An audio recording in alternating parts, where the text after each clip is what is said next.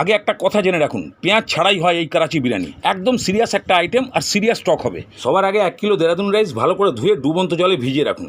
তারপরে এই গোটা মশলাগুলোকে না ভেজে গুঁড়ো করে ফেলুন। একদম পারফেক্ট বিরিয়ানি মশলা তৈরি হয়ে গেল। এবারে কাঁচা লঙ্কা, আদা, রসুন সামান্য জল দিয়ে এটাকেও বেটে রাখুন। আসুন এবার গ্যাসের কাছে 100 গ্রাম সরষের তেল ভালোভাবে গরম করে এই গোটা মশলাগুলোকে হালকা ভেজে নিন। ভাজা হয়ে গেলেই আদা, রসুন, কাঁচা লঙ্কার পেস্ট দিয়ে তেলের সঙ্গে ভালোভাবে মিশিয়ে দিয়ে 5টা টমেটো কেটে দিয়ে দিন। তার উপরে হলুদ গুঁড়ো, লঙ্কার গুঁড়ো, ধনে গুঁড়ো, পরিমাণ মতো নুন আর কাশ্মীরি লঙ্কার গুঁড়ো দিয়ে ভালোভাবে কষিয়ে টমেটোকে একদম গলিয়ে ফেলুন। এবার গ্যাসের ফ্লেমকে লো করে দিয়ে ফ্যাটানো 100 গ্রাম দই দিয়ে ভালো করে কষিয়ে একদম মশলা থেকে তেল বার করে ফেলুন। বাস এবারে 1 কিলো চালের জন্য 900 গ্রাম মতো জল ঢেলে দিন। আলুগুলো ঢেলে দিন। এবারে ভালো করে ফুটিয়ে আলুটা হাফ সেদ্ধ হয়ে আসলে তারপরে চিকেন আর বিরিয়ানি মশলাটা দিয়ে পুরোপুরি সেদ্ধ করতে বসিয়ে দিয়ে এদিকে ভাতের জলটা বসান।